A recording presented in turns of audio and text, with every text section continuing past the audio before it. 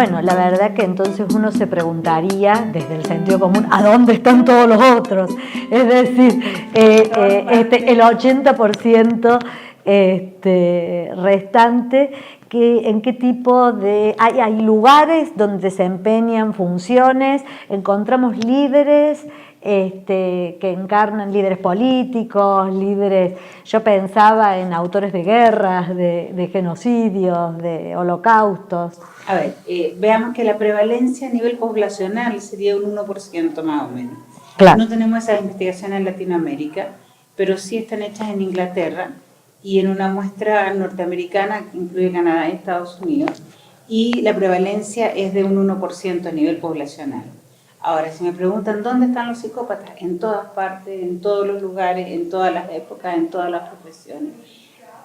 Con preferencia en profesiones que manejan poder, de preferencia en profesiones en donde ellos pueden llevar a cabo, si van a llevar a cabo actos delictuales, en donde puedan llevarlos a cabo, es decir, según el nivel cultural que tenga el psicópata, va a ser lo que va a ubicarse. Es decir, si tenemos un psicópata pobre, probablemente termine siendo un delincuente.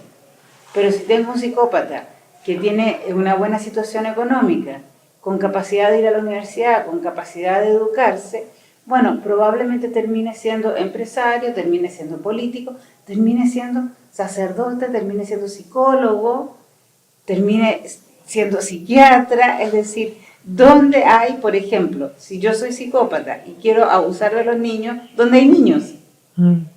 Eso es lo que voy a hacer. Si yo soy psicópata y lo que quiero es conseguir mucho poder y dinero, ¿dónde me ubico? Me voy a ubicar a nivel empresarial, es decir, no me voy a ubicar en una carrera como, por ejemplo, podría ser programador de computación, que voy a estar solo trabajando, sino que es justamente en los lugares en donde yo puedo conseguir mis objetivos, y los objetivos de los psicópatas son tan variados como la mente del psicópata. Es decir, sus objetivos van a ser la búsqueda de poder, la búsqueda de dinero, la búsqueda de placer, sobre todo placer. Placer en la crueldad. No necesariamente, es decir, hay un grupo de psicópatas que son muy crueles.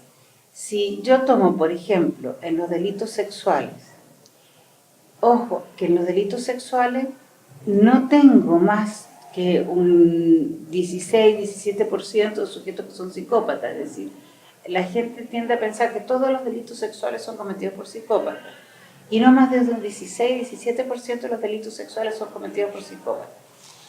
Pero si tú tomas un psicópata que viola mujeres adultas o hombres adultos, que viola personas adultas y que además abusa de niños, es decir, está traspasando todos los límites, vas a tener probablemente un nivel de crueldad muchísimo mayor que los sujetos que cometen delitos sexuales y que no son psicópatas. Claro.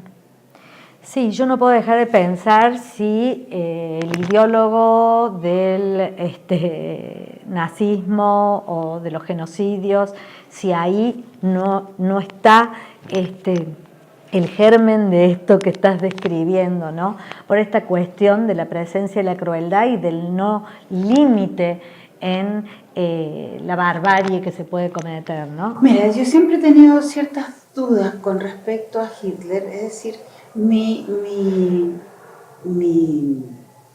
entrañas así completas me dicen, di que es un psicópata, y me dan muchas ganas, pero mientras más leo respecto de él, más me entra la duda si es un psicópata o es un paranoico.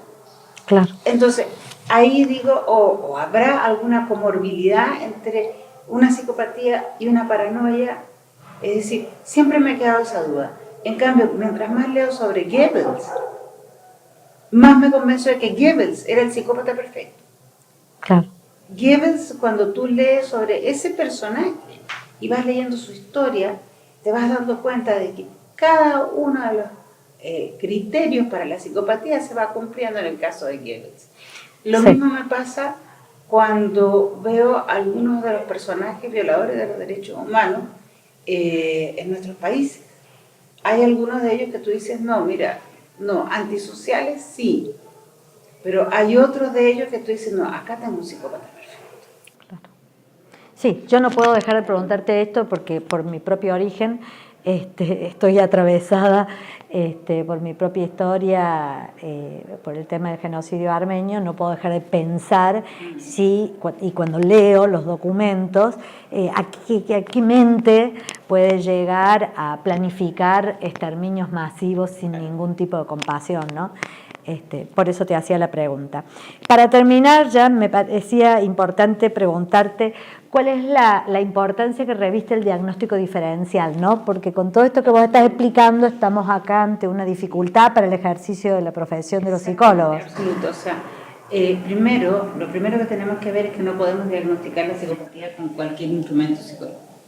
Existen instrumentos específicos y existe un instrumento que es la regla de oro para el diagnóstico de la psicopatía, que es el PCLR de Hare, que es el Psychopathy Checklist de Hare.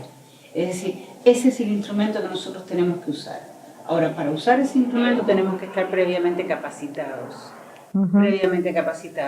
Y hay un grupo de capacitadores que han sido nombrados directamente por Hare como capacitadores especializados en ese tipo de instrumentos. ¿Por qué? Porque nosotros no podemos confundir un trastorno de personalidad antisocial, una sociopatía, un trastorno disocial con una psicopatía. ¿Y por qué no lo podemos hacer? Por varias razones. Uno, si yo me equivoco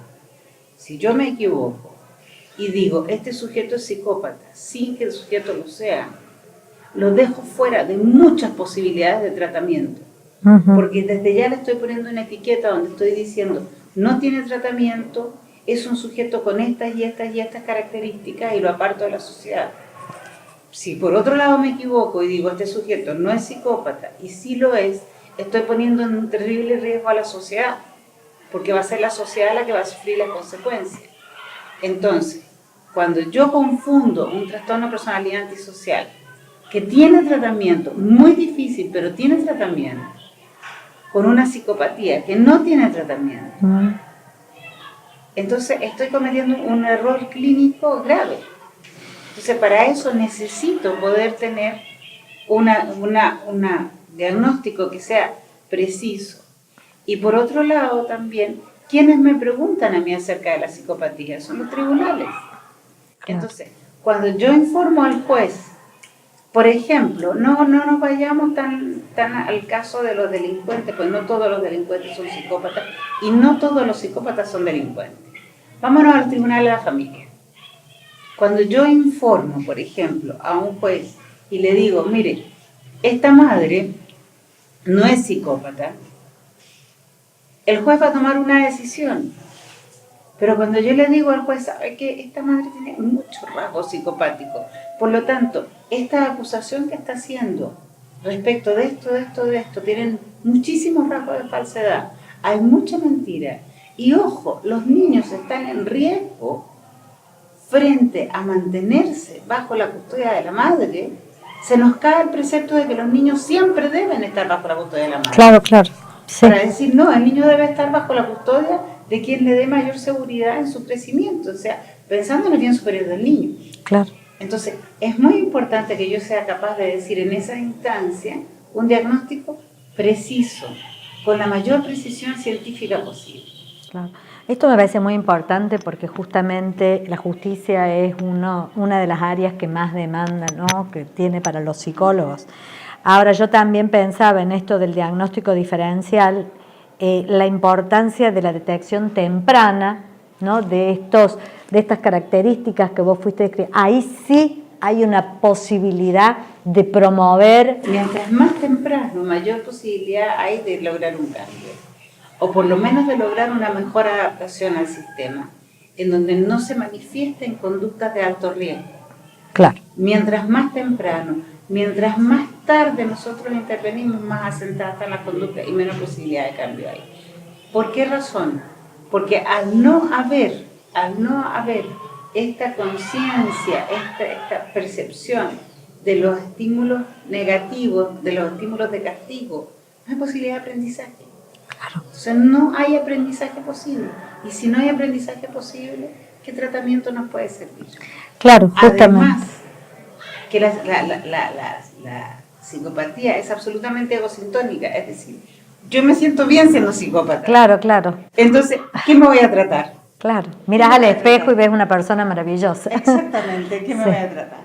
Sí, creo que, bueno, que esto es como muy importante para el ejercicio profesional porque justamente hay una posibilidad de intervención temprana porque después el tratamiento prácticamente no es posible, solamente la prevención de los daños en otros sujetos, ¿no? Entonces, bueno, realmente me parece, Elizabeth, que este es un aporte, la producción de conocimiento en esta área fundamental para la formación de psicólogos que trabajan en esta área y bueno, yo te agradezco mucho porque también he aprendido conversando con vos ahora, en este pequeño momento. Gracias a ustedes y gracias por invitarme a esta ciudad, me encanta. Bueno, entonces te vamos a traer otra vez. Bueno, muchas gracias.